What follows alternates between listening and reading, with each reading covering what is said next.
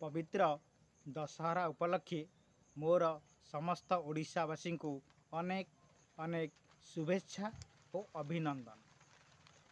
जगत जननी दुर्गति नाशिनी सिंह वाहिनी माँ दुर्गा आपण मानकु अभय आशीष प्रदान करंतु। माँ का चरण रे इतिकी प्रार्थना करुछि।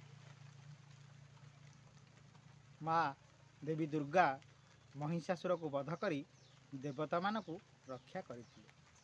ठीक सेमिति आपण माने आपण मानक जीवनरु क्रोध और अहंकार रूपी राक्षस को नाश करंतु।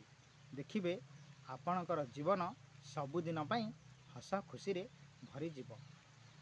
माँ को भल पाउथिले वीडियोटी को सब्सक्राइब करने सहित वीडियोटी को बहुमात्रा लाइक और शेयर करने को अनुरोध।